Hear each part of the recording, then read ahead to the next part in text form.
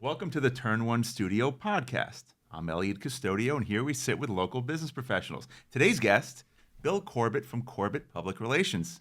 Welcome. It's great to be here. Thanks for having me. Love your studio. It's Thank fantastic. It's a pleasure to get to share some ideas with you about what I do. I appreciate that, especially coming from someone who's seen so many studios. I have, and I appreciate it. And you have a good technology here. I hope I sound good. So I'm sure he sounds I know I look fantastic. good. So I first want to get into what public relations is. I feel like as a very important marketing tool that's very often misunderstood. So what is public relations? Well, public relations, as a marketing professional, you know, right? I believe in a concept called the marketing pizza, right? Okay. So all the elements of marketing create this pizza, or it's your marketing plan, right? You got your networking, you have your SEO, you have your website, social media, all this stuff.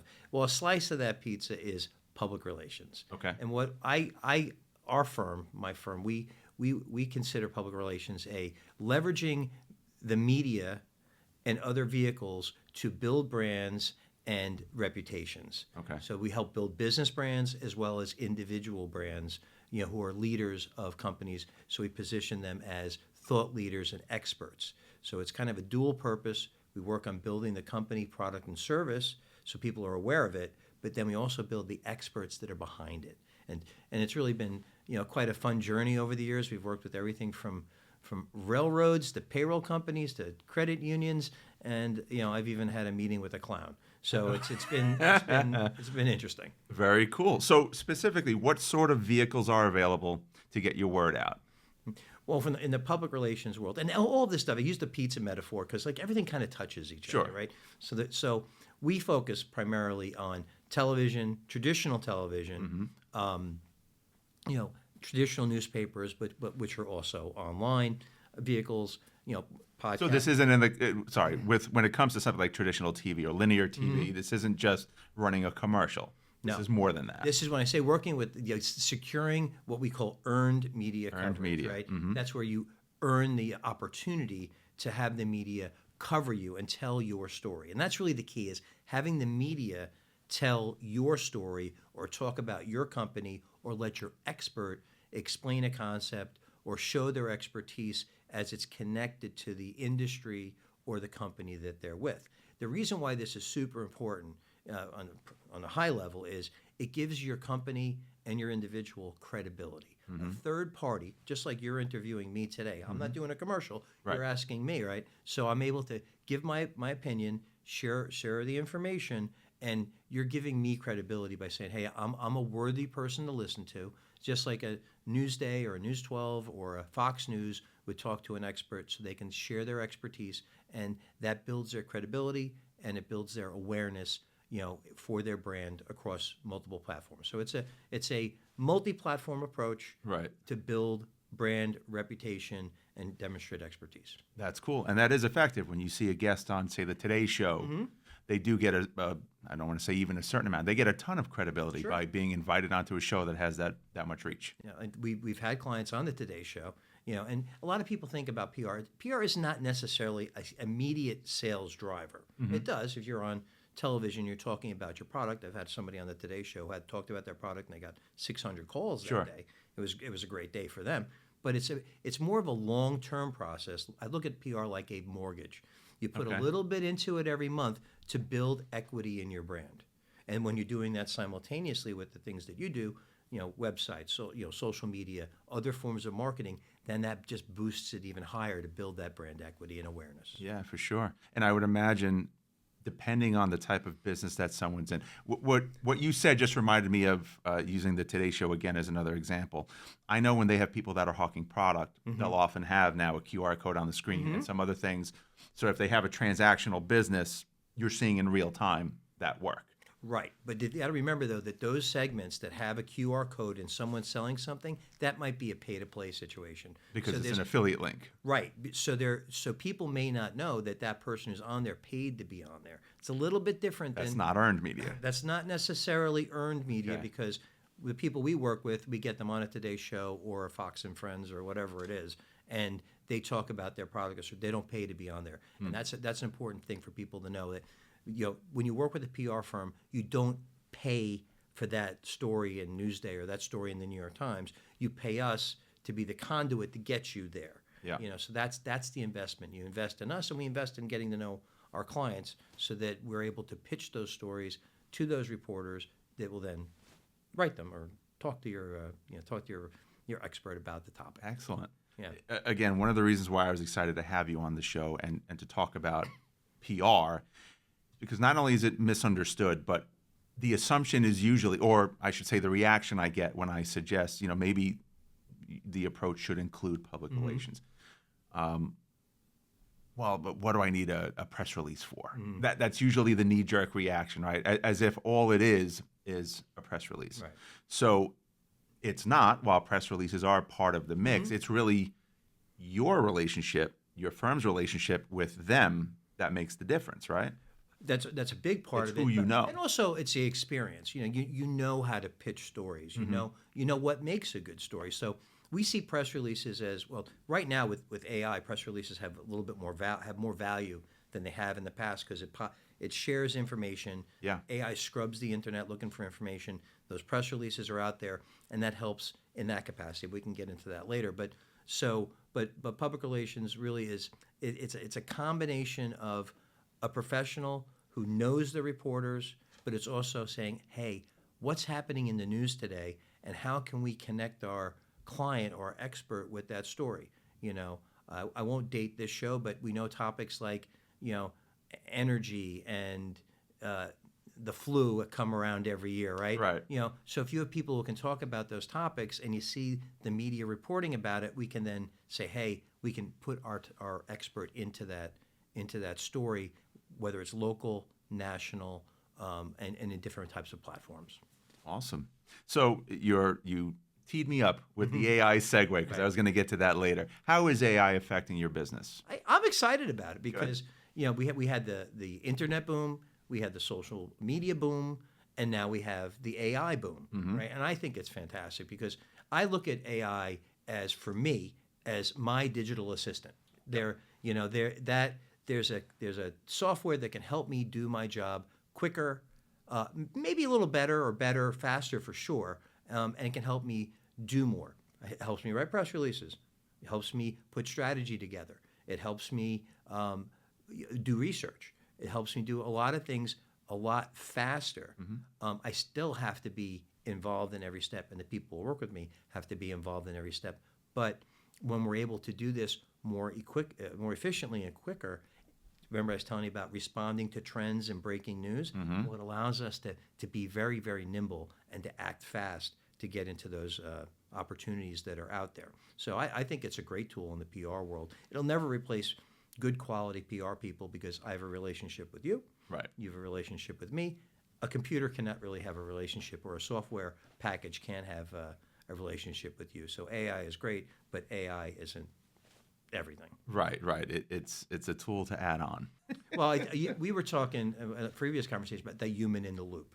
The human in the loop. When it comes to AI, and I think that's important, whether it's for PR, marketing, or anywhere, that everyone's thinking, oh, AI is gonna cause people to lose their jobs or kill jobs, and just like the internet did, people thought, oh, it was going to kill jobs. Well, it did kill some jobs, but it also created jobs. Look, there was no Amazon before really the internet. Yeah. And look how big that company is, and all the stuff, and all types of jobs that company has created around the world. So there's different ways to look at it, and I think AI will actually create jobs. It'll create. We're more efficient, so we can do more, and we'll need more people to do more. Yeah. So I think there's opportunities there. I work with a company that has AI empowered cameras that can detect people, breaking into people's houses and things. I have others that have cool technology that can analyze air quality and other things like that are all new companies. Yeah. And they're creating jobs. So I'm very optimistic about the future. The future is always going to be different, and this is just changing it. Yeah, I think people forget that we've gone down this road before. We didn't always have cars, obviously, but when we did, that was the end of horse and buggy in that industry. Yep. Right? Do horses still exist? Sure. Yeah, but they're used in a different capacity now, and then that opened up a whole spectrum of jobs. But even think about it. It's only been World War I was in the early part of the last century, right? It was a horse-powered war. Right? They used horses, and so was World War II, by the way. Majority of in Europe, anyway. But that was less than 100 years ago. And just think how fast things have changed. Yeah. And then think about before we had email, and before we had faxes, and before we had social media. How did we communicate? I love it. It's given me a new excitement about being in marketing and being in PR with AI because it's changed the playing field. And I honestly think if people aren't adapting it, they're going to be the ones who are going to be the ones with their horse and buggy. Yeah, for sure. And obviously, public relations, the relations part, as you said, is always going to involve a human aspect. Why PR? How did you get into this world? Oh, that's just funny. So my father actually was the head of PR for Avon Products, the cosmetics. Oh, company, yeah. right? So he would he would take me with him on some business trips. He would take us to different things. And I saw him operate, interacting with the media in a few different occasions, getting the CEO of the company interviewed, him preparing people. And he actually had, later on in his career, before he started the firm, that he actually had a studio in Manhattan, very similar to this, in the 80s. Wow. Right? Okay. So he was a forward thinker. I saw that. He always talked about getting people ready to be on television and things like that. So he ended up starting a PR firm in about 1991-ish, and I joined him a short period after that. I just thought it was fun. And you're in the middle of stories. You have things on television. You have things in the news, and it was interesting to me. And I just like to be in that world, and I like working with multiple clients. I don't think I have ADD, but maybe I have professional ADD where I'm working. Well, it keeps it interesting. It does, and so if I want to work on a press release or I want to pitch a story, so I have the opportunity to do a lot of different things and see a lot of different things, during my career. I've met famous people. I've worked with Shatner and other people over the years, so that part of it's been fun. I've worked with politicians. I've been to Vegas and different parts of the country for work. So it's interesting. We just had a story in Hawaii the other day. So the sky's the limit on where we can work and what we can do, and it's fun telling those stories. What do you think the biggest surprise was in your PR career? What shocked you? This is on a personal level. Okay. It's stressful. It's a stressful business. Whenever I have to pitch the media, say I have to ask a reporter, hey, would you do a story about Paws of War, which is a client of mine, and they like that. They like Paws of War, not for profit, right? But I have to convince them to do the story, and if they say no, okay, I have no control over that. So we live in a world, in the PR world, where we're really not in control of our own destiny. We can't buy an ad. We can't pay a reporter to do a story. So we have to rely on our skills and our ability to get that story done and have somebody like that pitch. And there can be many, many reasons why they can't do it that day. Yeah. There's a press conference going on. Rex Heuermann is in court again, or or Venezuela is. I was going to ask you. So I'm competing with all those stories, and it's very challenging and stressful. So, are you finding it tougher on election years? Because it seems like stuff like that really absorbs media time. It does absorb media time. I mean, we're in a world in the Trump era for the past 10 years. So this is not I guess it's not isolated to 1 year every 4. It's not a political commentary, but the man has dominated the news for the better part of this since 10 years, right? And so there's only every hour of television, news is broken up into pieces, and you still have weather, and you still have sports, and you still have the breaking news. So if you're not involved in a breaking news story, there's only 6 to 8 minutes within an hour, maybe less, that could be dedicated to that kind of story. So we're fighting for that real estate. And the other thing is just timing. Like sometimes it's just they don't have the time to do it, or it just doesn't. So we have to. Someone told me one time, PR is like hitting a baseball with a baseball. And what I mean is throwing a baseball in the air and throwing another baseball and hitting that baseball. Right. You can do it, but it's hard to do. So if you have a good batting average if you get 10% of your stories done, you're actually superb. Right. I don't know what my batting average is, but we do have stories pretty much every day, depending on the client. So we work hard to do that, but it is a stressful, challenging business. And if someone likes exciting challenges and can thrive in that type of environment, thankfully I can. It's a great career. It's a fun career. And every day is very different. Very cool. So obviously it was in the blood, but did you go to school for this? I went to school for political science at Marist up in Poughkeepsie. Okay. But then I got a master's degree in environmental management from C.W. Post. I went to Post, Did but you? that's a cool twist. Yeah, so my mom said to me, this environmental stuff's going to be big someday. So recycling, air quality, green building materials, energy are all things that that were going to be. This is 30 years ago, and then. Yes, and over the years I've worked in those industries or clients within those industries, or even parts of what clients do that have an environmental impact. So that for me, it's been helpful and a credential that I'm very, very happy that my mother told me I should get. Very cool. And it's fun. And I was just at the Build Green, organization last night, and they're a good group of people who are looking to make an impact on building and things like that. So it's a good place to be for business too. Yeah, very, very nice. So when it comes to ideal clients, are there certain industry types, segments that you go for, or is it pretty broad? We work in pretty much every segment. We work with technology companies, school security technologies. We work with healthcare. For me, we don't do much in the world of finance. Okay. Other than we work with credit unions and banks, but the stock market and investing and things like that. We don't get too involved in that. Although we have from time to time, and that's really it. I love working with technology. I love working with healthcare. We represent Allied Physicians Group, which is one of the largest independent pediatric practices. They probably have a lot of good stories to share. They have great stories to share, and they see 180,000 patients every week. So really? every year. Sorry, okay. And thousands of patients a week. So and that's pediatrics, and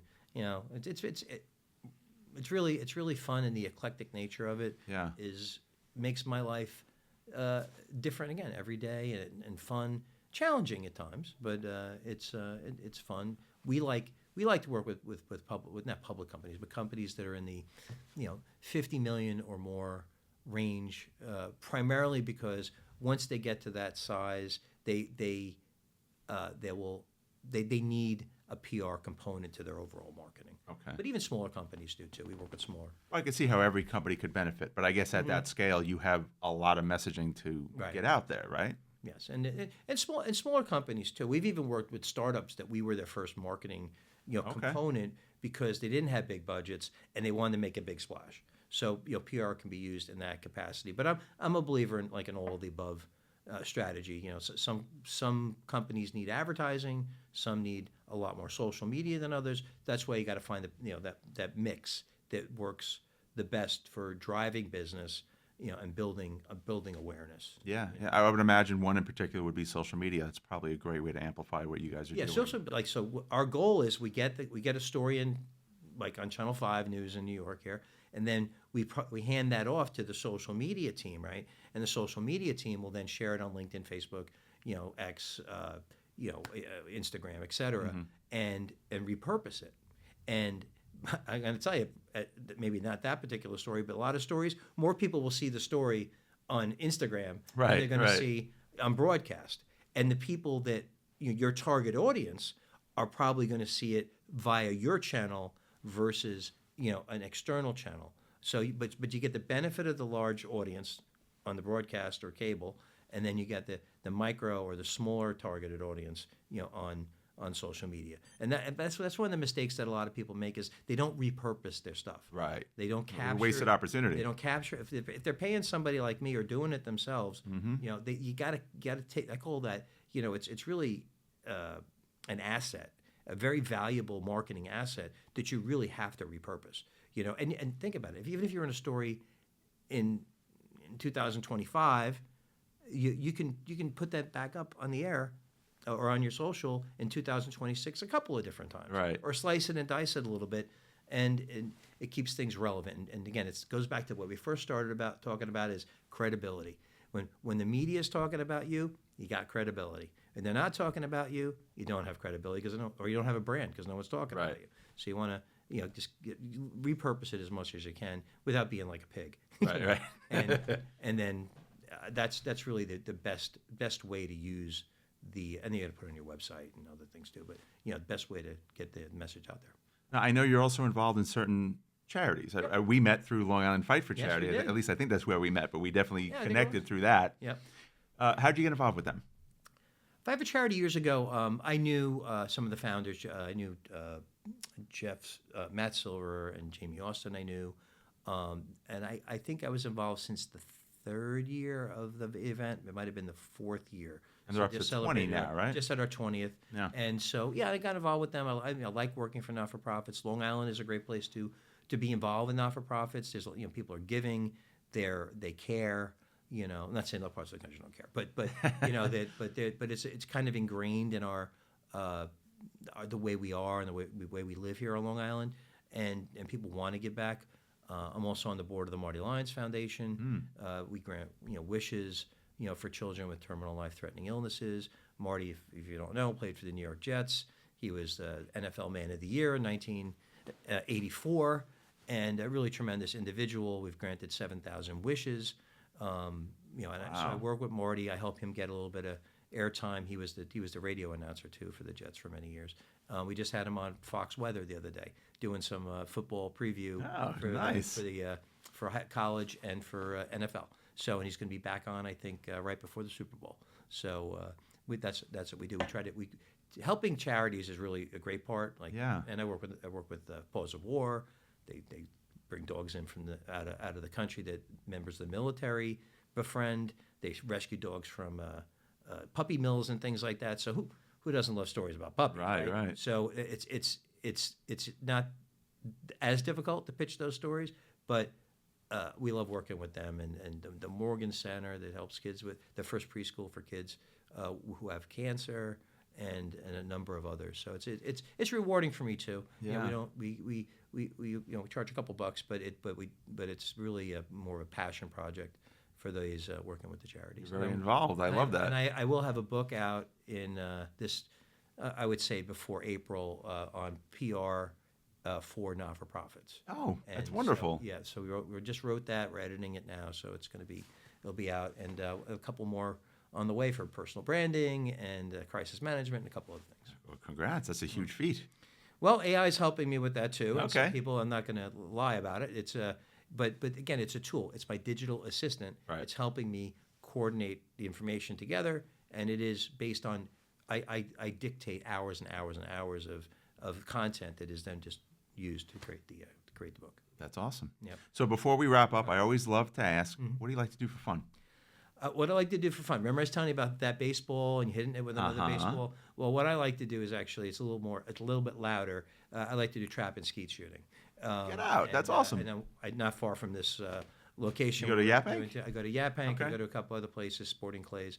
It's a very cathartic activity. Yeah. And then secondarily, I like to bike, but I do a lot of fishing too at local spots, and I like to do those outdoorsy things, especially Very in cool. the summer. So if you ever want to go and Yeah, I love Sporting Clays, and I haven't done it in quite a while. well, that's a date. We'll take you out. All right. It's very good, and if you can hit that target, you can do anything. There you go. Baseball hitting a baseball. Yep. Bill, this is awesome. Great. Thanks for Thank you. coming on, Pleasure. man. Thank you.